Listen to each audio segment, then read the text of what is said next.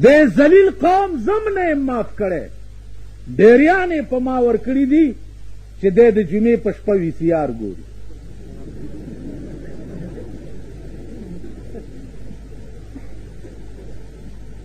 دې ذلیل قوم زم نه معاف کړی چې زما په کور چرته په غلطۍ کې هم ټلویزیون نه دی راننوتی په غلطۍ کې دی نه تپوس وکړه سو کوئی پلانی ځای کې مې ستا په سر جګړه وکړه چې مولانا صاحب کور کې وي سی آر دی مولانا صاحب لوڼه کالج کې سبق وایي زما لوڼه کالج کې نه وایي دا ستاسو کچنۍ لوڼه وګورئ دا ستاسو لنډرې دا ښځې کچنۍ یم والله که زه پرېږدم دا د ایره منډۍ ډمې والله که زه پرېږدم د چا ښځه چې د ربړ کوناټي لګولي او په صدر روډ باندې ګرځي هغه راپاسي ما ته وایي چې ستا کور داسې دی دا هغه ذلیل قوم دی دا قوم که دا د سړي بچي وی نن به د دوی وزیر اعظمه ښځه وی دا د کوچۍ خبره ویل مبارک سه ویل ولې ویل اباد یې ملک سه کوچل ویل های وی چې ولې وی سړي ټول خلاص شو چې د ما با ملک سړی ډو پاتې نه شو ورشي هغه اجیانو نه تپوس وکئ چې کوم اجیان سږ کال عربو سعودي عرب ته تللي دي تمام عربو ورته وی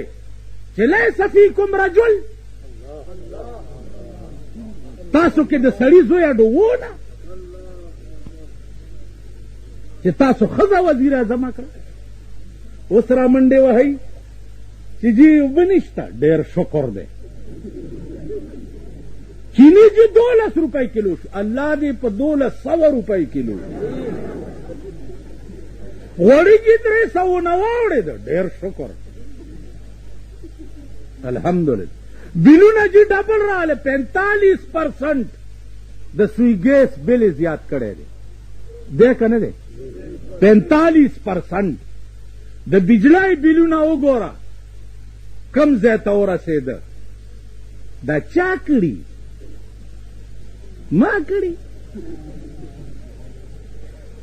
ورشئ تاسو چې چا پسې جاروګانې والې او ټوکری ټوکری ورته کېدی هغوی نه د منډۍ پنجابي غویان جوړ دي 50 لاک تفی غویه ورسېده شرمېدلو پوست پرې کړ کله سودا په ابتاباد کې کېږي او کله سودا په لاهور کې کېږي دا ملک دی دا وطن دی نن د ځمکې په ملک صوبه سرحد عمره شرمېدلې صوبه نشته مونږ خپل عوام تر اوسه پورې په دې پوه نه کړی شو چې زمونږ او د شیعو منځ کې څه اختلاف دی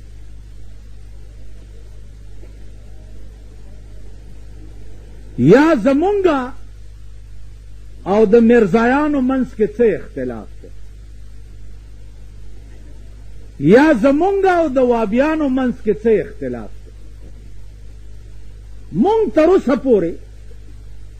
دا خپل عوام چې دي په دې پوه نه کړی بس خو جلسه ده او پکې شور مور واچو د کونترو غوندې ها کو ها کو ها کو نه تاسو پوه نه مونږه پوه کور ته روان شئ ښې وې او بدې وې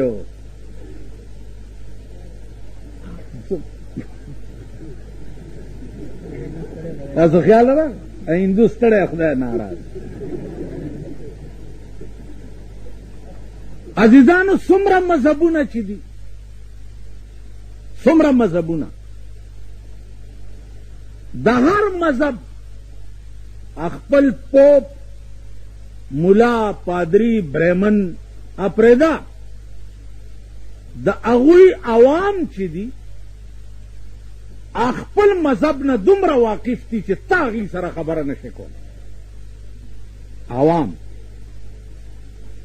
زمونږ عوام ټول بټیرباز دي یا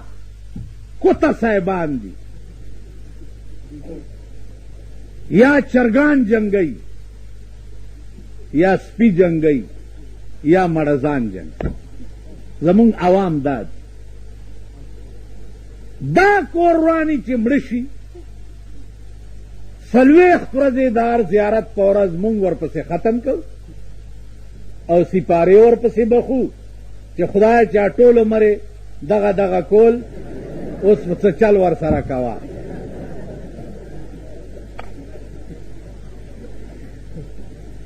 مونږ دا پوه نه کړی. زمونږ هم طبعی کمزوري دام چرې ونه وي چې دا سړی د دې قابل دی چې زه د پسې سپاره ووایم او ویې بخم. دا د دې قابل دی؟ د ټول عمر څنګه تیر کړی دی؟ د ده د زندګۍ ریکارډ وګورئ.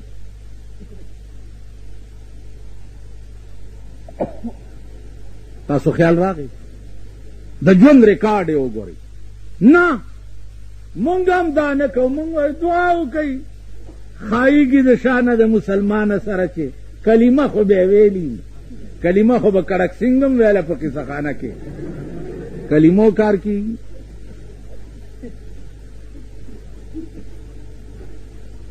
نو عرض میں دا عزیزانو چې قرآن او پیژنئ اول چې دا د چا کتاب دی. دا اول چرته و بیا چرته راغی، هغې نه بعد بیا چرته راغی او بیا چاله راغی او بیا په څومره موده کې راغی او بیا دا قرآن خلکو ته پیش څنګه کو، خلکو ته یې وښود څنګه. دا نن تاسو نه پوهېږئ، تاسو ته پته نشته. چراټ کې زه ومه، زه چې چېرته پاتې کېدم هلته یو ګلجه وه د انګریزانو. هغې کې یو پادري و، انګریز و خو ډېره صفا اردو ورتله. نو د هغه تقریر اورېدو ته به زم تلم. د اتوار په ورځ به هغه چې ګلجه کې هغه تقریر کولو نو زه به هم ورتلم. تله خو هر ځای ته پکار. مونږ که ملیان وی او تاسو قوم وی نو پکار دا و چې زه سنیمهال کې م ولاړ وی او تقریر مې کولی. او تاسو هغه بني اسرائیل یئ، که ما په بایسکوپ کې دننه وګورئ نو دا یقین به وکئ چې تقریر له راغلی دی، وبه کوئ. دا هغه ذلیل قوم دی چې هغه ورځ اخبار کې زما نوم راغلی و چې د شیعو جلسې ته به دی هم راځي. دې ذلیل قوم چې کومه پراپیګنډه ما پسې کړې ده، خدای دې دوی په ښه ورځ پسې ړانده کړي.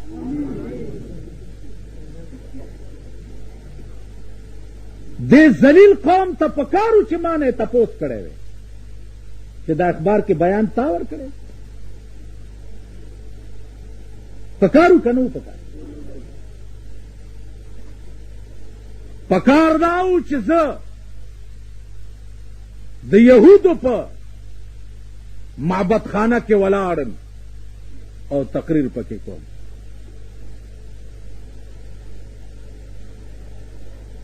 پکار دا و چې د وی سی آر په دکان کې زه ناستم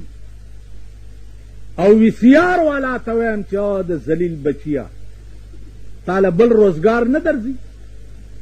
چې د قوم بچی تباکۍ او بربادۍ لګیا. تاسو د وی سی آر په دکان کې چې ما وګورئ دا یقین به وکړئ چې دی تقریر لراغلی کوی به چې وی سی آر لراغلی